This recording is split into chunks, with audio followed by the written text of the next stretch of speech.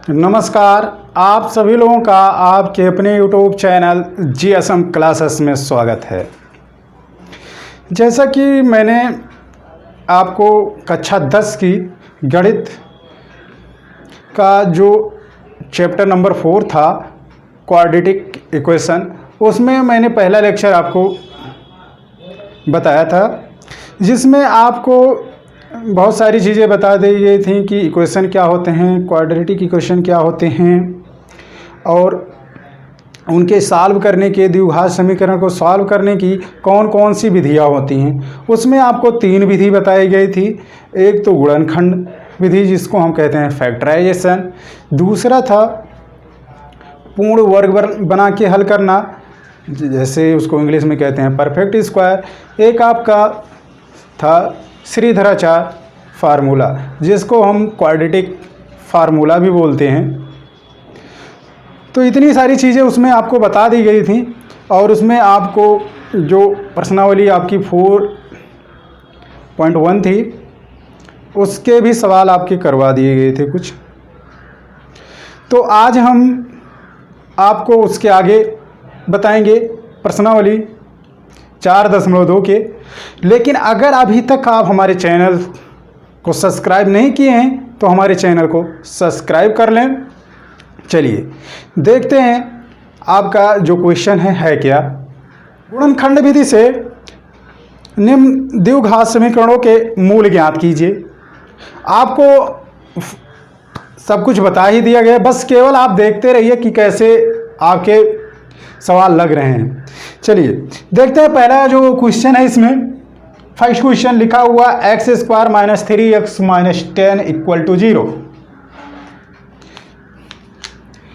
x² - 3x - 10 = 0। अब इसको हमें सॉल्व करना है गुणनखंड विधि से, बता दिया गया है सबसे पहले। तो अब देखिए, इसमें कुछ करना नहीं है। आपका जो ये लिखा हुआ है, इसको सबसे पहले हम इसके जो गुणांक होते हैं उससे हम गुणा करते हैं। तो यहाँ इसका गुणांक कितना है? 1 है। तो 10 से जब गुणा करेंगे तो कितना हो जाएगा? 10 ही होगा। अब इसका हम फैक्टर करते हैं, गुणनखंड करते हैं। गुणनखंड करते हैं, देखिए कैसे। 2 हो जाएगा तो यह 5 हो जाएगा। हो गया। अब ये जो गुणनखंड किया गया, फैक्टर किया गया है, इसको इस प्रकार एडजस्ट करना है आपको कि जोड़ने या घटाने पे आपका जो है ये 3 आ जाए और गुणा करने पे ये 10 आ जाए। तो देखिए हम इसको कैसे एडजस्ट करते हैं। ये आपका ऐसे लिख दिया गया x²। अब देखिए ये आपका निगेटिव है, तो जो बड़ी वाली वैल्यू है 5, इसको हम निगेटिव में कर देंगे तो ये हो जाएगा 5x। और ये जो 2 है इसको हम प्लस कर दे रहे हैं, प्लस 2x - 10 = 0। अब देखिए 5 दूनी 10 आ रहा है। 5 में से 2 घटा देंगे, कितना हो जाएगा? 3 हो जाएगा। अब देखिए क्या करना है इसमें। जब इतना आपने कर लिया तो समझ लीजिए सब कुछ सॉल्व हो गया। अब ये जो 2 टर्म बन जाएंगे, एक ये हो जाएगा, एक ये हो जाएगा। देखिए इन दोनों में कुछ कॉमन है। क्या कॉमन है? देखिए x यहाँ पे है, x यहाँ पे है, तो x हम कॉमन ले रहे हैं। x जब कॉमन लिए तो यहाँ पे क्या बचेगा? x बचेगा।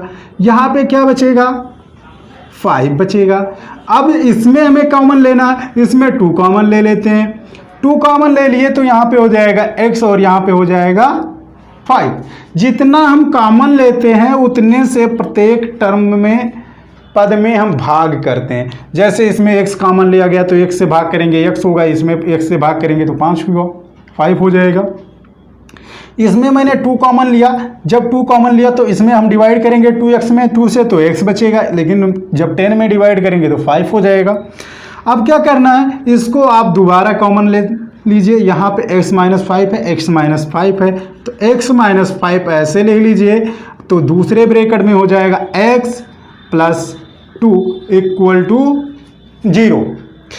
देखिए यदि x - 5 = 0 तो क्या होगा? x = 5 यदि क्या हो जाए, ये भी ऐसा हो जाए तो क्या होगा, x इक्वल टू -2 और ये आपके क्या हो गए आंसर। तो ये चीजें आई समझ में आपको। एक बार हम फिर से समझा दे रहे हैं। देखिए लिखा x² - 3x - 10 इक्वल टू 0। इसमें कुछ करना नहीं है, जो 10 है इसको इससे मल्टीप्लाई करते हैं जो इसके गुणांक होते हैं, और जब गुणा किया गया तो ये हो गया 10 का फैक्टर किया गया 5 और 2 में, तो 5 यहाँ कर दिया गया +2 कर दिया गया -10 इक्वल टू 0। इन दोनों में x कॉमन ले लिया गया, इन दोनों में 2 कॉमन ले लिया गया, आगे कर दिया। अब देखिए यहाँ पे क्या किया गया, यहाँ पे x - 5 है, यहाँ पे भी x - 5 है, तो मैंने फिर x - 5 कॉमन लिया, तो जितना कॉमन लिया गया उतना से डिवाइड करते हैं। तो यहाँ पे डिवाइड करेंगे तो x बच जाएगा, यहाँ पे डिवाइड करेंगे तो 2 बच जाएगा इक्वल 0। अब देखिए या तो ये 0 होगा या तो ये 0, ये बराबर 0 के होगा। अब अगर ये 0 है, यदि क्या कहा गया x - 5 इक्वल टू 0, तो x इक्वल टू 5 हो जाएगा। यदि x + 2 इक्वल टू 0, तो x इक्वल टू -2। यही आपके आंसर हो गए। आज बात समझ में। चलिए अब हम देखते हैं नेक्स्ट क्वेश्चन। अगला क्वेश्चन क्या कह रहा है, वही चीज है। यहाँ पे √2x² + 7x + 5√2 इक्वल टू 0, इसका हमें गुणनखंड करना है। चलिए देखते हैं दूसरा क्वेश्चन क्या लिखा हुआ है। यहाँ पे लिखा है √2x² + 7x + 5√2 इक्वल टू 0। इसको कैसे सॉल्व करें। सॉल्व करने का तरीका वही है, सबसे पहले आपको कुछ करना नहीं, इसको और इसको मल्टीप्लाई करना है। जब इसको और इसको मल्टीप्लाई करेंगे होगा क्या, √2 से मल्टीप्लाई होता है, क्या हो जाएगा 2 हो जाएगा। और यहाँ पे 5 है, 5 2 जा 10 हो जाएगा। 10 का फैक्टर करेंगे क्या होगा 2 और ये 5। आई बात समझ में। अब कुछ करना नहीं, इसको ऐसे लिख देते हैं 2x²। 7x को क्या करते हैं, 2 पार्टों में तोड़ते हैं। यहाँ पे लिख रहे हैं 5x + 2x + 5√2 इक्वल टू 0। क्या बताया गया है, जब ये ऐसे हो गए तो इसमें 2 पार्ट हो गए, एक पार्ट इसको कर लीजिए, एक पार्ट इसको कर लीजिए, इसमें कॉमन लीजिए। जब इसमें कॉमन लेते हैं, कितना कॉमन है भाई, देखिए यहाँ पे x कॉमन लिया गया तो √2 हुआ 2x, और यहाँ पे बचा 5। इसमें क्या कॉमन ले लिया जाए, √2 यहाँ पे है, √2 हटाना है तो √2 कॉमन ले लीजिए। जब √2 कॉमन लिया गया तो यहाँ पे क्या बचेगा √2x, और यहाँ पे हो जाएगा 5 इक्वल टू 0। √2x + 5 एक ब्रैकेट में करिए, अर्थात इसको दोबारा कॉमन लीजिए, तो यहाँ पे बचेगा x और यहाँ पे √2 इक्वल टू 0। अब क्या करना है, यदि √2x + 5 इक्वल टू 0, तो x इक्वल टू क्या होगा -5/√2। यदि क्या हो जाए x + √2 इक्वल टू 0, तो क्या होगा x इक्वल टू -√2 हो जाएगा, और ये जो होंगे आपके आंसर हो जाएंगे। आई बात समझ में। देखिए कितने आसानी से आप इसको लगा दिया गया। इसमें कोई चीज़ ना समझ में आई है तो आप हमें बताएं। इसमें कुछ करना नहीं था, केवल आपको गुणा करना है और बीच वाले पद को 2 पार्टों में तोड़ लेना है। जैसे ही 2 पार्ट में वो टूटेंगे, बस आपका काम सब पूरा हो जाएगा। ठीक, तो ये चीज़ें समझ में आई। अब हम देखते हैं अगला क्वेश्चन क्या है, इसको नोट करिए। तो देखिए इसके जो सवाल हैं आपको ऐसे ही करने हैं। ठीक, तो ये आप खुद करेंगे। अगर आपको कोई दिक्कत होती है तो आप कमेंट में उसको बताइएगा कि ये सवाल नहीं लग रहे हैं, तो उसको हम अगली वीडियो में करवा देंगे। ठीक, अब देखते हैं क्वेश्चन नंबर जो 3 है आपका, वर्ड प्रॉब्लम के कुछ सवाल हैं, उसको देखते हैं क्या है। लिखा हुआ ऐसी 2 संख्याएं ज्ञात कीजिए जिनका योग 2700 और गुणनफल 182 हो। अब ये दिया गया है आपको सवाल में, क्या दिया गया है कि 2 संख्याएं जो हैं उनका जो योग है कितना है 27। और अगर उनको हम आपस में गुणा करते हैं तो वो कितने हो जाते हैं? 182। ठीक, अब क्या करना है इसमें आप मान लीजिए, माना एक संख्या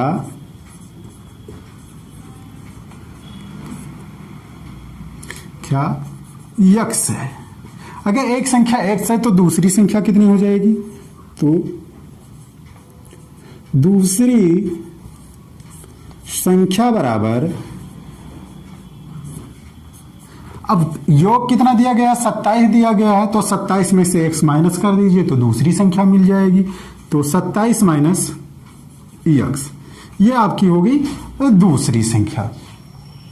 अब और क्या दिया गया? गुणनफल, जिनका गुणनफल फल कितना है? 182 है। ठीक, ये चीजें हैं। इन दोनों का गुणनफल कितना है? 182 है। प्रश्नानुसार यहां लिख दीजिए, देखिए x और ये 27 माइनस एक्स बराबर 182। x से गुणा कर दीजिए 27 माइनस एक्स में, तो 27x हो जाएगा माइनस एक्स स्क्वायर हो जाएगा इक्वल 182 हो जाएगा। सबको एक तरफ कर लीजिए, ये आपका हो गया 27x, ये आपका एक्स स्क्वायर ऐसे लिखा है और ये इधर आएगा तो क्या हो जाएगा? माइनस में हो जाएगा। तो माइनस 182 इक्वल टू क्या हो गया? 0 हो गया। अब देखिए यहाँ पे या तो घातों को बढ़ते क्रम में लिखे या तो घटते क्रम में, तो यहाँ पे हम घातों को घटते क्रम में लिख ले रहे हैं, तो यहाँ हो जाएगा माइनस x की घात 2 और ये प्लस हो जाएगा 27x हो जाएगा, ये माइनस 182 इक्वल टू 0। अब ये माइनस है, माइनस से गुणा कर दीजिए। जब माइनस से आप गुणा करेंगे तो क्या हो जाएगा? ये प्लस में हो जाएगा, ये आपका माइनस में हो जाएगा, ये भी आपका क्या हो जाएगा? प्लस में हो जाएगा। अब क्या करना है? 182 का गुणनखंड करना है। देखिए 182 का गुणनखंड हम यहां कर दे रहे हैं। 182 को जब 2 से काटेंगे तो कितना हो जाएगा? ये हो जाएगा 91 और 13 सते 91, 7 दूनी 14। अब इसको हम ऐसे लिख दें, x square minus 14x minus 13x plus 182 equal to 0। अब इसमें कॉमन ले लीजिए और इसमें कॉमन ले लीजिए। इसमें कितना कॉमन है? x, तो x माइनस 14 हो जाएगा। इसमें माइनस 13 कॉमन ले लिया गया तो x माइनस 14 ये भी हो जाएगा इक्वल टू 0 हो जाएगा। इसको दोबारा कॉमन ले लीजिए, x माइनस 14, तो यहाँ पे हो जाएगा x माइनस 13 इक्वल टू 0। अब देखिए या तो ये 0 होगा या तो ये 0 होगा, क्योंकि ये 0 के इक्वल तभी होगा जब दोनों में से कोई वैल्यू 0 होगी। तो हम मान ले अगर ये 0 है तो क्या होगा? याद है x माइनस 14 इक्वल टू 0, तो x बराबर 14 और यदि क्या हो जाए? x माइनस 13 इक्वल टू 0, तो x बराबर 13। ये आपके दो आंसर हो गए।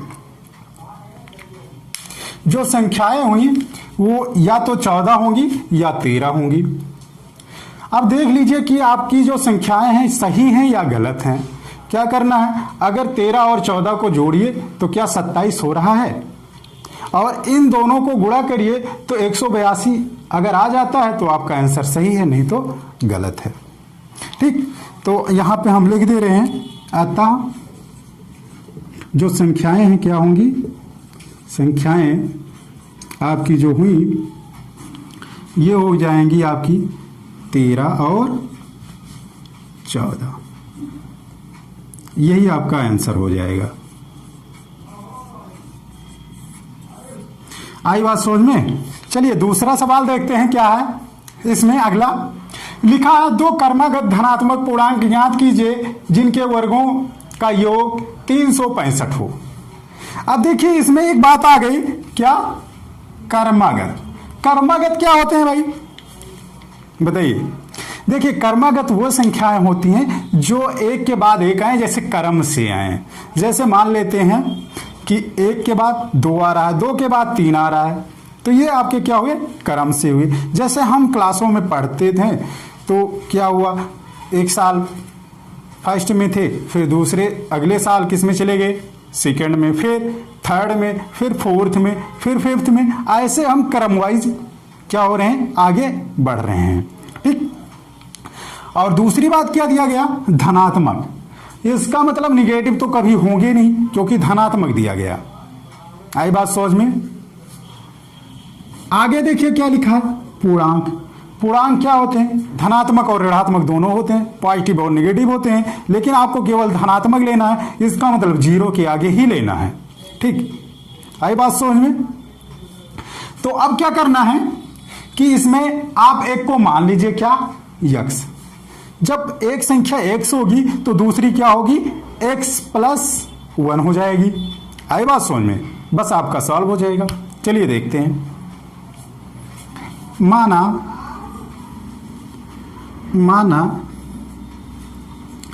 दो कर्मागत धनात्मक पूर्णांक यक्स और एक्स प्लस वन है। ठीक, देखिए मान लिया गया कि माना दो कर्मागत धनात्मक पूर्णांक यक्स और एक्स प्लस वन है, तो प्रश्नानुसार क्या हो जाएगा? प्रश्नानुसार क्या कहा गया है कि दोनों जो संख्याएं हैं उनके वर्गों का योग, तो इनका वर्ग कर दीजिए। वर्ग करेंगे तो क्या होगा? एक्स स्क्वायर हो जाएगा, और जब एक्स और ये एक्स प्लस वन का होल स्क्वायर बराबर कितना हो जाएगा? 365। अब क्या करना है? इसको ओपन कर दीजिए, ये प्लस बी का whole square, x square plus ये हो जाएगा x square plus one plus 2x equal 365। अब इसको बराबर के पहले ले आइए भाई, तो ये हो जाएगा यक्स यक्स कितने हो जाएंगे? यक्स स्क्वायर यहाँ पे, एक्स स्क्वायर यहाँ पे हो जाएगा 2x स्क्वायर, और ये प्लस 2 हो जाएगा 2x, और ये प्लस 1 लिखा ही है, इसको इधर लाएंगे तो क्या हो जाएगा? माइनस में हो जाएगा। इसके बाद कुछ इधर बचा नहीं तो जीरो हो जाएगा। ये आपका ऐसे लिख दिया गया 2x स्क्वायर, ये प्लस 2x, और जब ये माइनस हो जाएगा, कम हो जाएगा एक, तो कितना हो जाएगा? 364, 364 इक्वल टू 0। अब क्या करना, देखिए 2 से सब डिवाइड हो रहे हैं तो 2 कॉमन ले लीजिए, अर्थात 2 से डिवाइड कर दीजिए, तो यहाँ पे हो जाएगा एक्स स्क्वायर, यहाँ पे हो जाएगा x, और यहाँ पे क्या हो जाएगा? 182 इक्वल टू 0।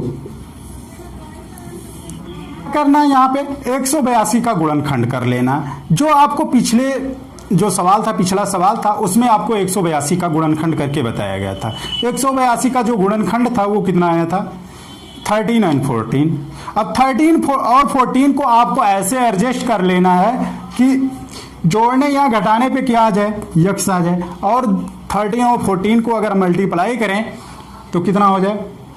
182 हो जाए, क्योंकि 13 और 14 को मल्टीप्लाई करेंगे तो आपका एक 182 आएगा ही आएगा। बस अब आपको कैसे एडजस्ट करना है ये आप ये ध्यान दीजिएगा कि ज़्यादा वाली, क्योंकि प्लस में लाना है तो जो ज़्यादा वाली वैल्यू है उसको पॉजिटिव रखिएगा, और जो कम वाली वैल्यू है निगेटिव रखिएगा।